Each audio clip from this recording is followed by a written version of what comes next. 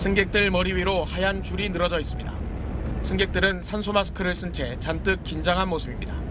어제 오후 4시 45분 인천국제공항을 출발해 타이완 타이중 공항으로 향하던 대한항공 항공기가 이륙한 지 50분쯤 지났을 때 상황입니다. 한 타이완 승객은 자신의 SNS에 당시 영상과 글을 올려 기내식을 받고 얼마 지나지 않아 갑자기 기체가 롤러코스터를 탄 것처럼 급격하게 하강했고 얼마 뒤 산소 마스크가 내려왔다고 했습니다. 머리와 귀 쪽 통증이 몰려왔고 아이들의 우는 소리가 들리기 시작했다고 전했습니다. 항공기는 내부 압력을 조절하는 여압계통에 이상이 생겨 긴급하게 비행 고도를 낮춰가며 착륙을 시도한 것으로 확인됐습니다. 출발한 지 3시간 만인 저녁 7시 40분쯤 인천공항에 돌아올 때까지 승객들은 공포에 떨었습니다. Go out the number. 승객 125명 가운데 15명이 고막 통증, 과호흡에 시달리거나 코피를 흘린 것으로 전해졌습니다. 승객 대부분은 타이완인으로 오늘 오전 대체항공편을 통해 출국했고 우리나라 여행객 일부는 비행을 포기하기도 했습니다. 대한항공은 승객들을 불편하게 해 진심으로 사과한다며 기체 결함과 해양 경위 등을 조사 중이라고 밝혔습니다. SBS 조성진입니다.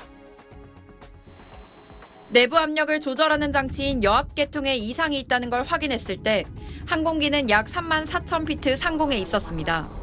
여압 장치가 제대로 작동하지 않으면 승객들은 호흡 곤란으로 위험에 처할 수 있었던 상황이었습니다. 기장은 기압차를 낮추기 위해 저고도로 급강하를 시도했고 약 7분에서 10분 사이 9,000피트 수준까지 고도를 낮췄습니다.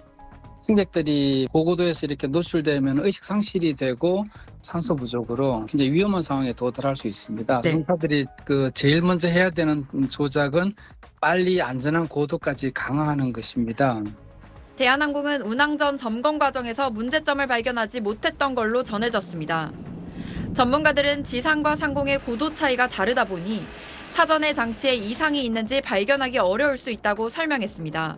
높은 쪽으로 갔을 때 기압이 틀리니까 지상에서는 그런 점검을 할 수가 없겠죠. 실제 상황이 틀리니까 발견하기는 좀 힘들었을 수도 있죠. 앞서 지난 4월엔 인천에서 일본 나리타 공항으로 가던 에어프레미아 항공기도 같은 이유로 회항한 적이 있습니다.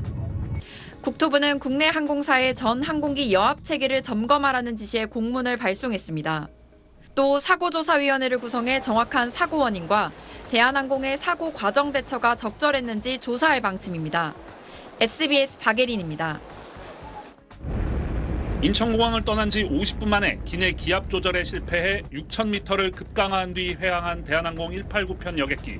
기내 기압을 조절하는 여압 기능이 멈춰버린 탓이었는데 사고 조사에 나선 항공철도사고조사위원회와 국토부는 대한항공의 외기 유입계통 정비 불량에 무게를 두고 있는 걸로 SBS 취재 결과 확인됐습니다.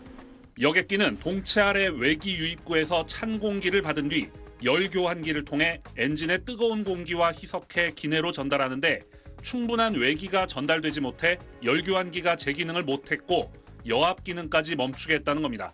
항공기 제트 엔진이 회전을 하면서 압축 공기를 만들거든요. 근데 그 압축 공기가 너무 뜨겁기 때문에 외부에 있는 공기하고 섞어가지고서 온도를 맞춰서 이제 기내에 넣거든요.